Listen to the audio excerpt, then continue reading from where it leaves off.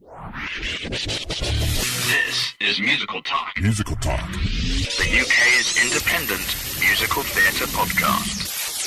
Musical Talk. The UK independent musical theatre podcast. Hello and welcome to this week's episode of Musical Talk. My name is Nick Hutson. I trust you're well. Today we have a very, very special episode where you will be hearing an interview with the Broadway legend that is Betty Buckley. We went to see her in the Jerry Herman musical Dear World at the Charing Cross Theatre, which is a charming, lovely little production. We're also sharing our thoughts on that. The production was directed by Gillian Lynn, most famous for choreographing Cats, Phantom of the Opera, and a couple of other small shows like that, and also starring Paul Nicholas, most famous for being the original singing Jesus, as our friend Andrew Keating likes to refer to him as such. I'm going to hand you over to a discussion I had with my friend Robert Gordon as we went to see Dear World, and I asked him to tell us first a little bit about the history of Dear World. Musical Talk. Dear World is based on Girardot's play, which I think was written just after the war, called The Mad Woman of Chaillot. And it was a play that was sort of slightly... Awkward? No, it was pre-absurdist, really. It was a sort of just before the absurdist playwrights, UNESCO and others, and Adamov in France, in the late 40s, early 50s. So Girardot was a very important writer, and he was very concerned with interwar politics, the politics between Germany and France, and wrote a play called Tiger at the Gates, it's translated in English, the Trojan War will not take place, which was written just before the Second World War, in fact, did take place. So I think a lot of the play, the background to this play, is very much in wartime Paris. And I thought it was very good. I'm not sure if it's in the original production, but I thought it was very good that the... it's set up from the beginning, isn't it? Yes. That there's a war going on. Exactly, that the dumb character... That's dumb who can't speak. Can't speak, yes. And the mute character is rendered mute by being kicked about by Nazi... punched in their throat, you could say. SS men, yes. And so I thought that was quite useful, because it did give you the feeling that this was a country at war. And then Jerry Herman went and wrote a musical about it, which is forgive me if I'm wrong, but one associates Jerry Herman with, dare I say, frivolous musicals. Yes, well, I mean, Jerry Herman, I think himself would say, he loves show tunes, and he wrote half of them. He's very famous for having written them, yes. And but I think after Hello Dolly, and then in 1966 Mame, he came up with the idea. I think it was his idea to make Dear World out of The Mad Woman of Chaillot, and he wanted to make a very small, intimate piece. Matching the tone of the play, but the producer, I think, saw the opportunity to make this into a much bigger piece, and he was encouraged to model this on the success of Mame and Hello Dolly. What's his name? Was it the American one that no one liked? I don't know if it was David Merrick or not. Merrick, actually, yes. may well have been Merrick, but in fact, so there was a sort of tension between the producer's intentions and Jerry Herman's, and I think Jerry Herman felt it failed because of that. But of course, once they had Angela Lansbury, who won a Tony for playing the main woman, Aurelia, the Countess Aurelia, once they had Angela Lansbury playing it, it was bound to get bigger, because she could potentially pull in an audience. But it ran about 167 performances, so although it wasn't a total flop, it didn't succeed at the box office. It didn't make back its investment. And we're delighted to be treated to Betty Buckley in this production of Dear World, and Paul Nicholas as well, and such other familiar faces as Stuart Matthew Price and Rebecca Locke. But more, tell us about Betty Buckley, Robert. I thought Betty Buckley was very good casting, and I thought she was very good in it, because she's one of those singing actresses who really is a good actress and who has a big voice when she needs it, but who keeps it in check. She's not a sort of diva performer, and that's what I liked about her performance. I thought she was eccentric, but not camp. I think that there were two lovely camp performances by the two other mad ladies in the show, Annabel Leventon and Rebecca Locke. I thought they gave delightful performances. But the Invisible Dog. and the Invisible Dog gave a good performance, but they were supporting characters, and I think it would have probably been a bit insufferable to have a rather camp performance at the centre. And I thought Betty Buckley steered clear of that. She shows that although I think she's now in her 60s, she still has very powerful voice, and she uses the voice very well for the drama of the songs. And she had tears running down her eyes at one point when she was singing her memory song. Well, we were close enough. I Don't Want to Know, which is the famous song that's been extracted from the show a number of times, and everybody knows Lansbury singing it, Liza Minnelli has sung it, I've heard Lorna Luft sing it. It's often sung as a sort of cabaret performance, but I think that it's a song that does work well in the show, and she started it very quietly and built it very slowly to the vocal climax, and I felt it was a very intelligent reading of both the part and that particular song. The problem with this show is that there are lots of song moments, but they're not really moments at all. They're just bits. I mean, there's an embarrassment of riches. I think there are, in my view, too many good songs which are in some way unrelated to what's going on in the book. I think the real problem with this still is the book. It's been rewritten by David Thompson, who rewrote a number of Kander and Ebb's early shows. He rewrote the books for those. Essentially, the plot is the cafe's in trouble. Let's get rid of the baddies. The end. Yes, because the world is bad, and we actually want the world to be good. I think the real problem with the show is it's one of those plays the play that it's based on is one of those plays that's today seems rather fey and whimsical, and it's very difficult to get away with that kind of whimsy in theatre. And when you actually musicalise it, it becomes even more whimsical. And I think at times Jerry Herman does have a tendency to whimsy in theatre, and I think that's the biggest trap of the play. I didn't think that the direction fell into that trap too often. I think it was very well directed by Gillian Lynne. I would perhaps have liked to have seen a more stylised production overall to make the piece more surreal, but I actually thought it was very carefully directed, and Gillian Lynne did the best job she could, I think, of the book as it stands. Every now and again, the songs fit beautifully into the moment. End of Act 1, for example. Yes, but one person, typical Jerry Herman marching song before the parade passes by at the end of Act 1 of Hello, Dolly. So here we have One Person Can Change the World, which is a great song and very American and very... Well, essentially they're all like Sherman Brothers songs. They're all very... he's a better writer than... they're all very positive American can-do attitude, which is probably why his songs are so loved by, let's say, musical theatre fans, if you know what I mean. Yes, I think they're real Broadway songs in the traditional sense. The show took a very long time to get going, plot-wise, didn't it? Yes, I think that's Giraudoux' fault. I think that's in the play. Him? Well, I think the problem was Jerry Giraudoux. Herman.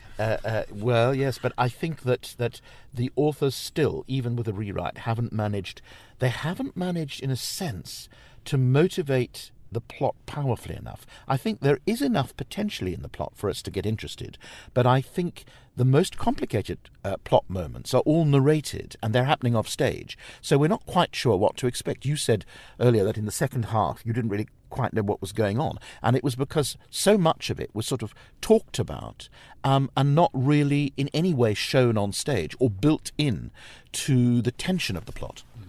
But of course the positives in this show are plenty, and whatever you think of Jerry Herman's song choices, they're all wonderful songs. He's an absolutely brilliant songwriter.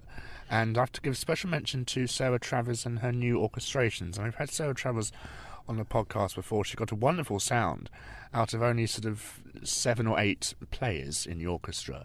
Yes, that's actually an improvement on the original Broadway orchestrations, which are far too big for the show.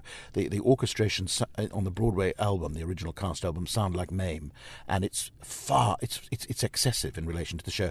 I thought she captured the tone of the piece very well in the orchestrations. It almost had a French cafe feel to it, didn't it? Yes, it does try for that in the original, but it's also pumped up, I think, with huge numbers of strings and brass in the original in order to make it all sound very much like a Jerry Herman show. And wonderful lighting by our friend Mike Robertson, who has about an 8-page bio in the programme, which is quite fun. He's done lots of stuff. I thought the lighting was good. I thought the set was good. I thought the costumes were good. It's great to see a show in a small theatre with such good production values. I thought the whole cast. I don't think there's one weak link in the cast. And what a lovely voice Stuart Matthew Price has. Again, we say on this podcast.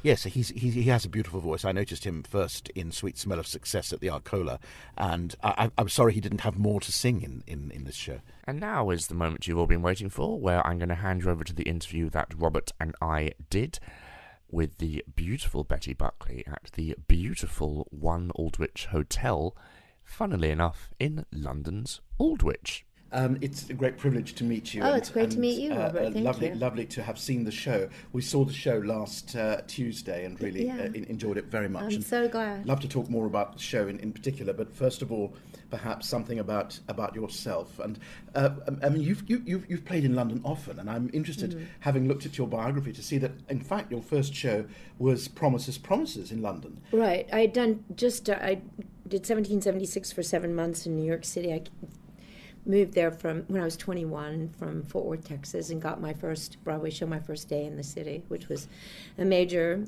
miracle. And so I did that for 7 months. I originated the role of Martha Jefferson, and then I got the role of Fran Kubelik in the London production of Promises, which was, of course, written by Hal David and Burt Bacharach and Neil Simon, and produced by the legendary David Merrick.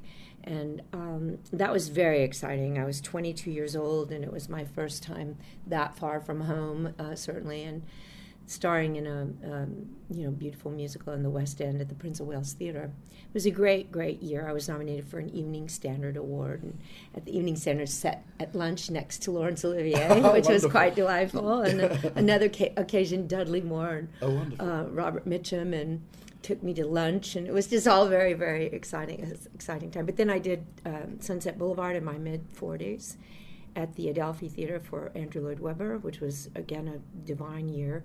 And then I came back and did a month at the Donmar with a show of my own called Stars in the Moon. And that was released as a video and a CD and got us a Grammy nomination. I have to say, now we're back. I have to say, I saw the Stars in the Moon, which I absolutely loved. It was the first time I'd seen you on stage, and I bought the DVD, and I bought the excellent. CD. Excellent. So I think I count as a fan now. You're in the know. It was a wonderful performance, wonderful concert.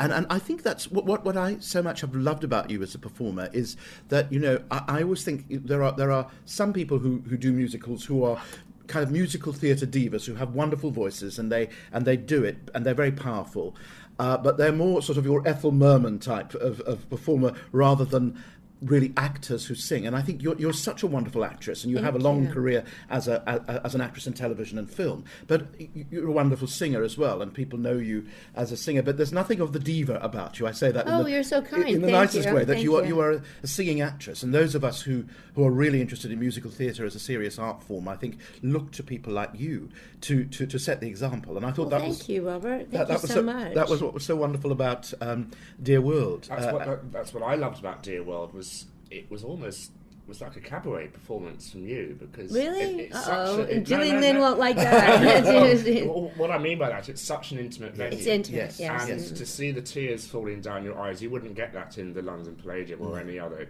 I was bang in the centre, staring at your eyes, and it just felt like such a wonderful, intimate performance. That is very. Thank you. Thank you very much. That's due to the space, of course, but the Charing Cross Theatre, which it's the perfect size for the debut of Julian Lynn's vision of this show, which is very poetic and has a delicacy about it, and it's a real.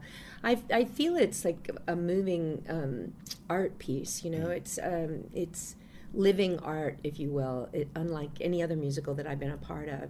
There's such poetry to her interpretation and her vision of it. Yes. I'm really glad you enjoyed it. What was that a part you've often wanted to play, or especially wanted to play, or did it just come your way by chance? Well, strangely, through the years of my career, my long career at this point, thank God, people have mentioned the show to me and said, you should really play The Mad Woman of Chaillot and Dear World and The Countess Aurelia. And years ago, some folks that were considering doing it sent me the original script and the cast album. And I liked it very much. And of course, anything that Jerry Herman does is, so memorable, and so the music is so beautiful and moving. But for years, since 1982, when I worked with Gillian, she was such an inspiration to me, a real role model to me. When I met her when I was in the New York original company of Cats and playing Grisabella. And I had admired her so much as a teenager who was a huge fan of the musical theater. I knew of her work from Roar of the Grease Paint and How to Succeed in Business. And so to me, she is a legendary icon of the musical theater. So it was a thrill to get to meet her and work with her, along with Trevor Nunn and Andrew Lloyd Webber, of course. And for me, the doing Cats on Broadway was the kind of doorway into my potential as an actress singer, which I'd always felt and had always set my goal to be as good an actress as I was a singer. And I felt I wanted to be able to be a very authentic, very realistic, truth-telling storyteller in the form of musical theater. And so the opportunity to play Grisabella gave me that chance to step into my potential, and I owe a lot of that time period and my success in that to Gillian. So we've stayed in contact all these years as friends since 1982, and she's come to see other things I've done, and we've corresponded through the years, and we've always wanted to look for a new project to do together. And she, 2 years ago, wrote me and said, we're going to do Dear World. And I said, okay, that sounds great, And then a year ago, it got serious. Our mutual agent, Jean Diamond, British agent, said that I needed to fly I live in Texas on a little ranch with horses and mini animals. And she asked me to fly to New York City to meet with Gillian. So I did last February. We had this 3.5-hour meeting, and I said, I'm in, I'm your girl, let's go, So the negotiations started in earnest at that point when she had a producer attached, and so we're here. Well, that's great. We're very grateful that you are here. And I think what I really liked so much about the production, but particularly your performance, was that I know, of course, everyone probably has heard the legendary Lansbury recording, and great an actress as Lansbury is, I felt she was obviously far too young for the role at that time in her career, and so of course she's done in whiteface, and she plays her a little bit as a sort of French clown, whereas I thought you played her as a real woman who was slightly dotty, and I really liked that because I felt it grounded the show in something, in a reality, and so of course it made the political. I mean, it's a very green. There's green politics in it, isn't very there? Green it's politics. So much about now. Since the playwright Girardeau wrote it in 1946, right after World War II. So he was way ahead of his time. Absolutely, and I think all the stuff about the bankers, everyone's sitting there saying, yes, Yes, exactly. the bankers are the villains. But so I think that came across really well because it was so grounded in reality. Thank you. Is that something and since you've got a vast, portfolio, as it were, in your career as a serious actress in television, and in film, is that something that you always like to work on in musical theatre? That you've, because you are so practiced as a television and film actress and theatre actress, not necessarily just musical. Because of course we know your sort of fan base really, I think, wants to see you as a musical theatre star, which you are. But is that something you always approach a musical play with? Yeah, it's just my taste. The work that I love in the world is about, there's a heart of truth in it, and the actresses that I love, the singers that I love, all the work that I love, dance, theater, concert work, that's what I like. That's what I go to hear. I go for people to touch me with truth. And I always start from that and do my best to bring that to the piece moment to moment to moment, to the best of my ability. I'm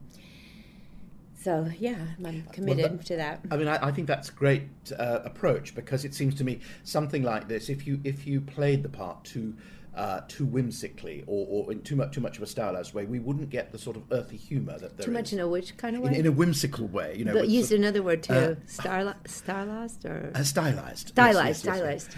You're picking up my South African accent. I'm not quite from a ranch, but almost.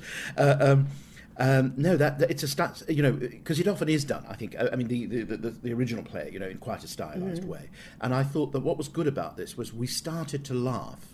Even at the other two mad ladies, we started to laugh because, in a way, they were real. Even though Annabelle Levinson and Rebecca are much Aren't more, they amazing? They're so fabulous. Lovely performances. But I thought because you were real, we understood what was being said. That that these people are not really mad; they're more sane than anyone else. Yes. Oh, good. I'm glad you felt that way because I think they are more sane than anyone else. Yeah, I think that came across. I love the idea that these older women give themselves permission to be utterly creative and completely expressive, and what defined madness, the mad woman of Chaillot, the mad woman of the flea market or whatever, that was perplexing to me, or my quest was, are they really mad? I don't think so. I think historically in all cultures they've always referred to the wise ones as the mad people because they thought so differently, and in like Buddha was considered, or any of those gurus from India were often referred to as quite mad and eccentric, certainly, but they were the embodiment of truth and trying to live the joy that we're all meant to have the opportunity to live in this life.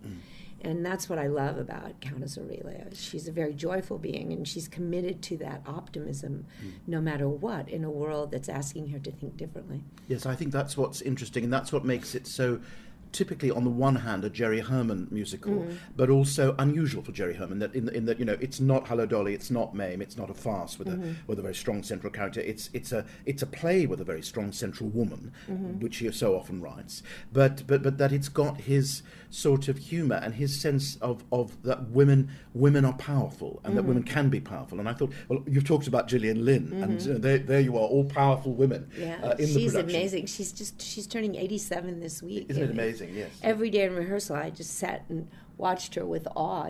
She's such a magical being. It was just thrilling to get to work with her again. That's why she's drawn to the show as well, because there is that wonderful line at the end of the musical, isn't there? There's nothing a woman can't. Nothing is ever so wrong in this world that a sensible woman can't set it straight in the course of an afternoon. Oh, that's lovely. I love that line. It's my favorite line, and it gets such a great, wonderful laugh every night. Can I? I mean, obviously, we really enjoyed your performance and the production enormously.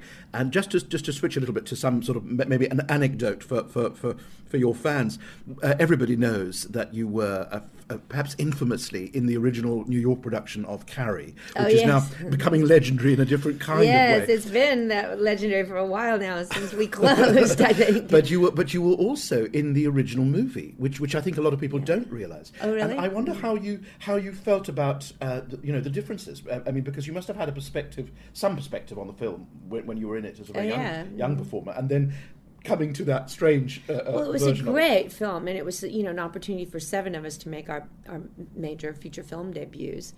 And so it was a really wonderful time, and there was a tremendous camaraderie with this young cast. And Brian De Palma, of course, is a brilliant director, so it was a great joy to get to be in the film. When the screenwriter, Larry Cohen, was the librettist for the musical Carrie, and my friends Dean Pitchford and Michael Gore wrote the score, and they've been good friends for years. And they called me and said, we're going to do a musical of Carrie. And my first response was, why?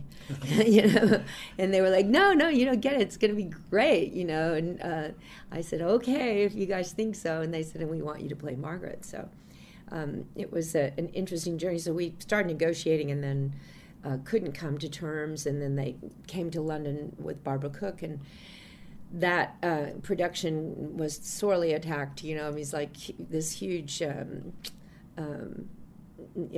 it was rough on everybody, and Barbara Cook didn't want to continue with it, so they called me again and asked me to come in for the New York production. We started negotiating again, and then I decided, I would go in, and because they were my buddies, So was it sort of courage or loyalty on your part? Or? It was all those things. Or did you think that it might have worked? No, I think that the mother-daughter sequences were really, really powerful, and I loved the music. I thought it was very operatic, and I was thrilled to be a part of that. And Lindsay Haley was brilliant in the show. She was 17, making her Broadway debut, and there was just a directorial perspective that didn't allow the piece to coalesce. And Terry Hans, who's a brilliant director, didn't really, in essence, understand the Americana of that show. And so it had a lot of elements that just made no sense. And there was some cutting and rewriting that needed to happen that they were not afforded the opportunity to do. So I thought we did an incredible job with it. I was really, really proud of the work that Lindsay and I did. And the critics and the audiences received that with great enthusiasm. It was quite an event. People would talk to us from the audience during the show, and it was just wild. And if the producer had the money to push it past the mixed reviews, they didn't universally get bad reviews, it got mixed reviews.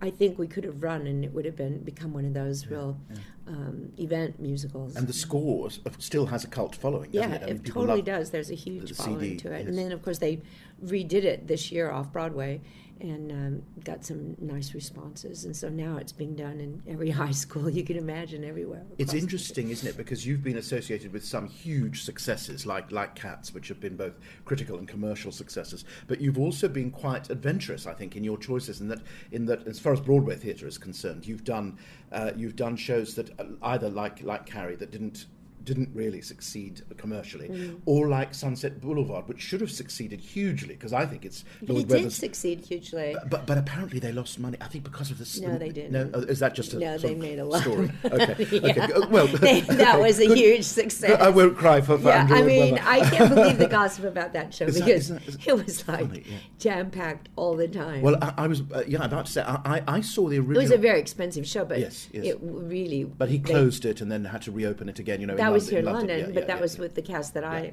was in, because he had gotten such mixed reviews from the initial production. Then the LA version was received differently, and then he brought me over and closed it down and reopened it.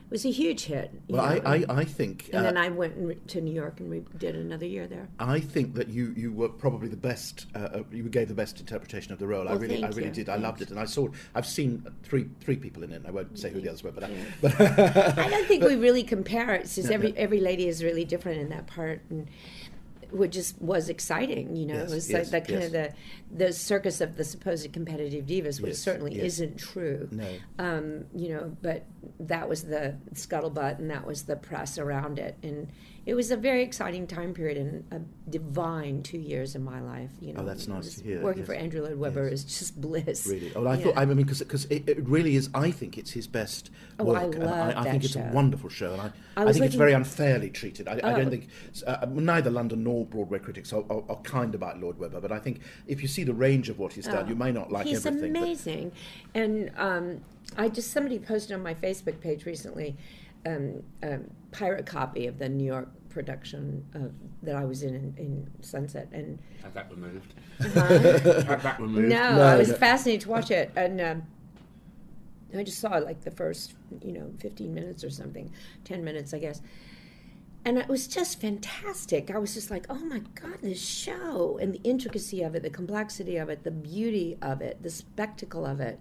It was really, and the music was stunning, absolutely stunning. And then it also has the moments of intimacy, which are to have such a big show and then be able to focus down. That's what's so lovely, about a show like that. It was glorious. And also about Dear World. I think it's the same, that one feels the music sometimes really swells and makes us all, one person can save the world. Which I mean, it's a wonderful American thought. Yeah. But it's also, it's the kind of thing that British people very quietly want to sing along with, because we sort of agree. But I think it's a wonderful anthem, that song. It is a wonderful anthem. And then suddenly the show grows and becomes, from this intimate chamber thing into a large scale, a battle for survival of the individual and survival of the race. I think that's something very moving about that. Deeply, yeah. Do you? Do you have any? Since you've mastered so many different media as a performer, do you have any kind of favourite medium? Do you? I don't want to nudge you to say I'm really a great Broadway performer. That's what I love best. But any sort of preferences or any kind of work that you like to do best? Yeah, I love best singing, whether it's a musical or a concert, with brilliant musicians in a beautiful acoustic hall. A theater that has an acoustic resonance, because that's really what my voice is meant for, is that sense of what I was fascinated by when I was a child, and I discovered that I could sing, was resonance and echo spaces, and so I would sing under culverts and under highways or in the shower or in churches, and when I lived in New York City, I would go into all the great cathedrals and, at closing time and sing to hear the resonance of the space, When I was really young and moved to New York City, I went to Carnegie Hall and snuck in and sang in the space while they were cleaning up, and then Philharmonic, just to see what that felt like and how it sounded, So that's what I love. And whether it's a musical, there's nothing, honestly, more exciting than an opening night in the musical theater, whether it's Broadway or the West End. There's nothing more glamorous or exciting than that. It's just divine. It's so thrilling. But, I just am so blessed to work with brilliant musicians, and in this case, in Dear World, brilliant collaborators and great musicians and a great orchestrator, a divine director, and an incredible cast. That cast is just bliss. That's what's so lovely about, going to a show like this, which in its current production is a fairly small cast, but every single role is so well cast. And Beautifully.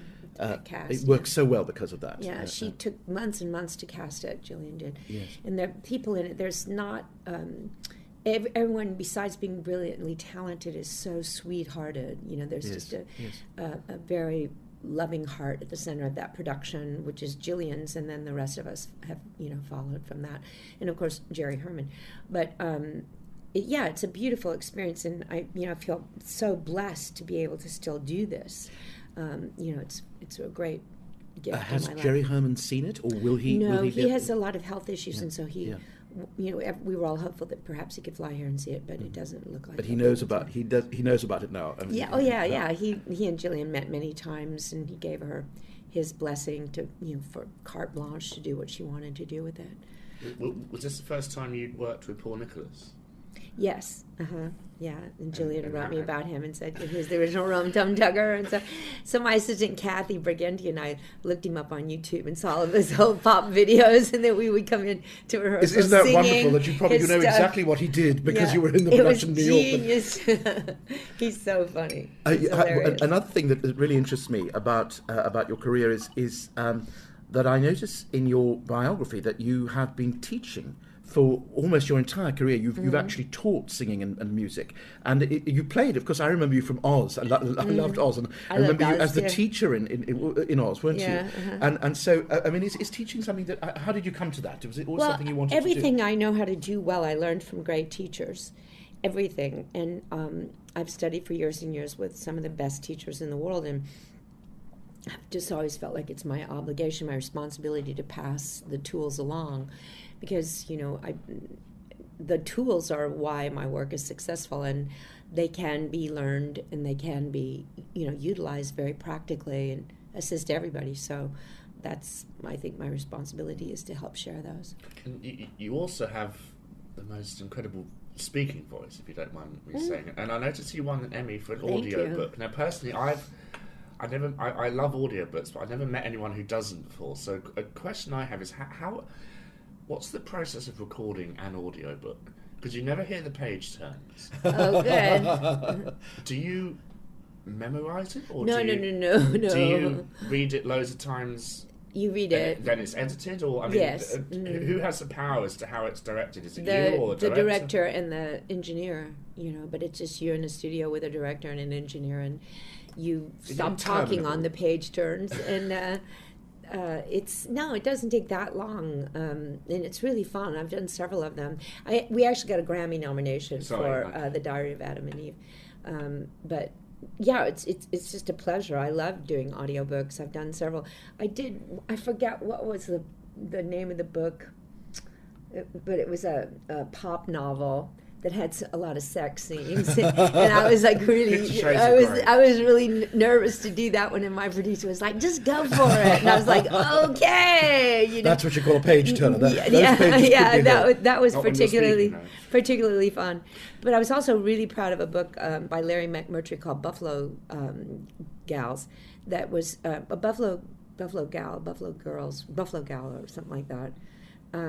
Anyway, that was a great book that got a lot of attention, and I did different accents and different voices for each character, and they had Indians and cowboys, and it was back to Dear World. I have to say, you do an incredible British. Thank you. That my cast has kept on me. The first day I said, because I'd worked with a dialect coach, and I said, but you guys, I'm from Texas, and so I have all these wrong sounds for British speech, and Gillian had contacted me months in advance that we were doing British accents, so I need you to be up on that when you get here. I was like, oh, okay. So I had done my homework, but there are still traps for me that, as a Texan, that really, that my friend Rebecca keeps saying in the show. She keeps saying, it's the R's, your R's are, and your L's are too far back in your mouth, and she keeps trying to show me how to do that. And so I go in for like dialect checks into the girls' dressing room before I go on, and they're always coaching me. You'll have to invite them all back and do something in Texas. Yeah. Well, actually, Rebecca was just up for a film, and we hooked her up with a brilliant dialect coach to help her out with her American accent. And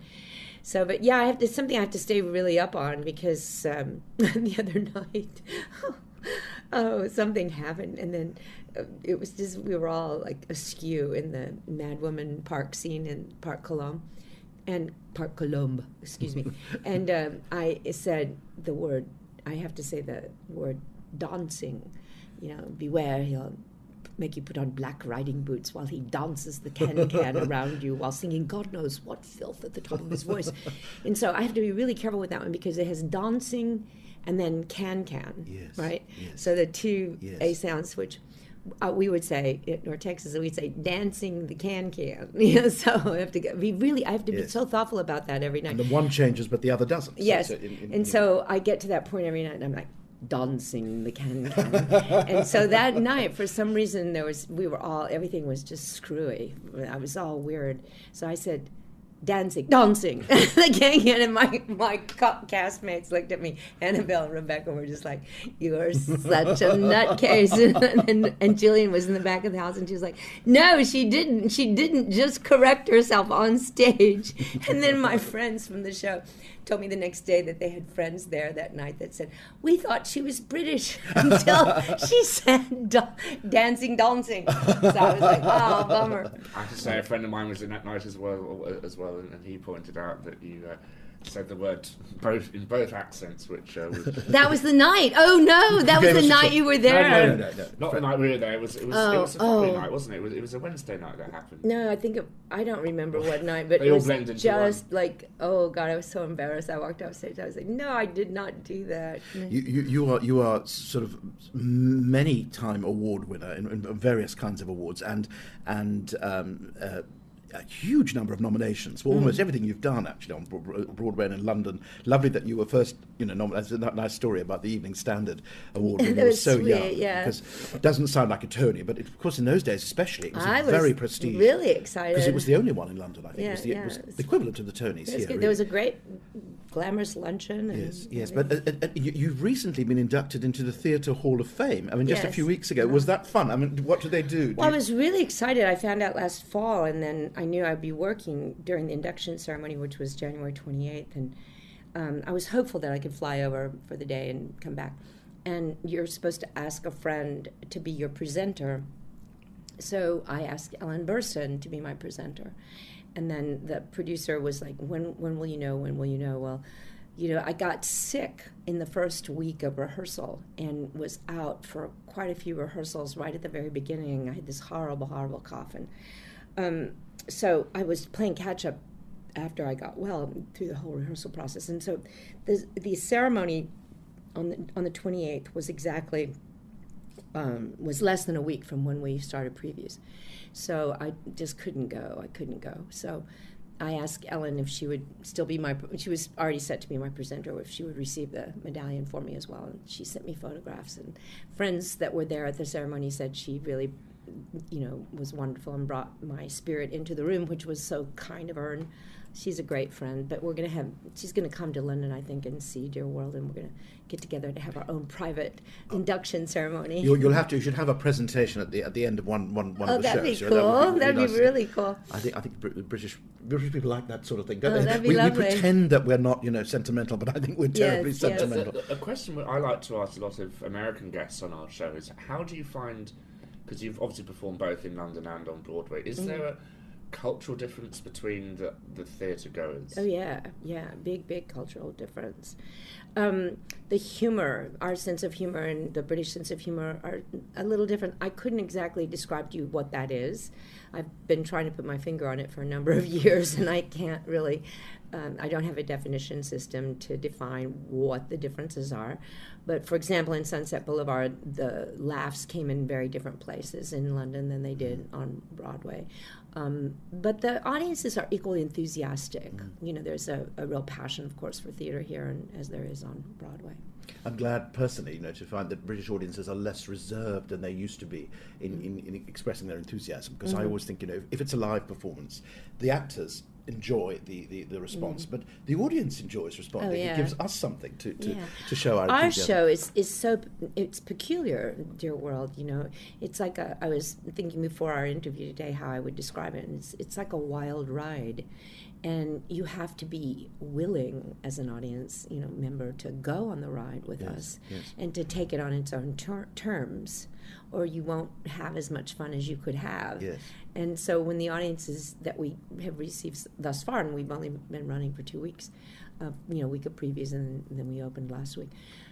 When the audience comes with that openness, all of us have so much fun, and the show rises to an even higher level. But when the audience is reserved or resistant and sits there in judgment, like show us, we do our best, but to maintain our joy and our camaraderie and our sense of fun within our own ranks. But it's not as glorious as it can be when the audience comes. But it's funny because, Aristotle and the Greek theater, when the Greeks formulated the rules for theater, said the audience must willingly suspend their disbelief. So it's really on the audience to come with an open mind and heart. So it's the audience's fault if they don't enjoy the show? Well, sometimes it is a collaboration, indeed, Yes. and it's like the final collaborator, isn't it? Precisely, if you don't come open and willing to be with us in the reality that we establish, then there's nothing Again, we can I do. think that's something that's so nice about this show in this particular production, because it starts very quietly, doesn't it? And it takes quite a time, and it tells its story. You have to get to know the characters first. It's not like the kind of jukebox show nowadays that does it all for you right at the beginning, and you hardly have to do anything. And of course, for real theatre goers, like myself, because I'd go to anything, Right. I would be seen at the opening of anything, but even the closing. But you're used to that, because if it's a Shakespeare or classical play, you're used to that. But actually, even I, still when it started, I thought, well, there's no big number yet, and she hasn't belted anything yet, And of course, there are wonderful big belting numbers later on, but they have to be dramatically justified. And of course, you wait, and it's more exciting when they come, when you've had to wait for them. And I thought that was a wonderful craftsmanship in the writing and the production. Yeah, well, the staging and the design of it it's like this story unfolds. It's a fairy tale, a fable, and the story unfolds.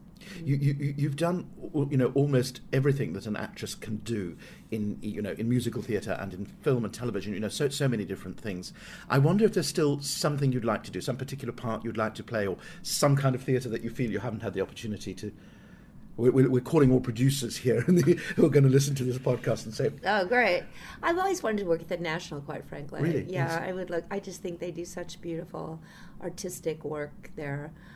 I think that would be really fun to do. Well, it's a natural place for you, and they'd be a fool not to take up I've your always, suggestion. whenever I'm here, I go to their productions. I'm like, oh God, Yes. this is what theater's supposed to be. I would love to collaborate with the choreographer Matthew Bourne. I Yes. think he's just such a genius. I'd love to work for Stephen Daldry. I think he's brilliant. I'd love to work with Trevor Nunn again. I'd love to work with Andrew Lloyd Webber again. I'd So you've love got to work for Cameron McIntosh again. A long wish list. Yeah, You're I think. certainly an Anglophile, it seems. Yeah, I love London. I must have lived here in a former life, because it's so familiar to me whenever I come. I think you also have a huge fan base in London. I mean, I think you're I hope particularly so. of all the the Broadway performers. I think you're one of the if not the best loved. Of those. God, thank you. I do think so. Yeah. I hope you're right. I hope they come see Dear World for sure. And I think I have another couple of Broadway shows in me too. That's still on my wish list. Will you do some more concerts or cabaret in London? Would that be something? I hope so. We nothing's scheduled for now, but I've got a couple of great shows that I would love to share with people here. Well, I know we'd love to see them. Thank you. Well, Betty, thank you very much for talking to us Thank you, Nick, afternoon. Robert. It's a pleasure. Betty Buckley there. For more information about Dear World, you can check out charingcrosstheatre.co.uk, or about Betty Buckley, check out bettybuckley.com. This has been a production of Musical Talk, copyright 2013. For more information, please follow us on Twitter at twitter.com/musicaltalk, or Facebook at facebook.com/musicaltalk, or visit musicaltalk.co.uk to listen to all our previous episodes. Thanks for listening. Have a lovely week. Bye-bye.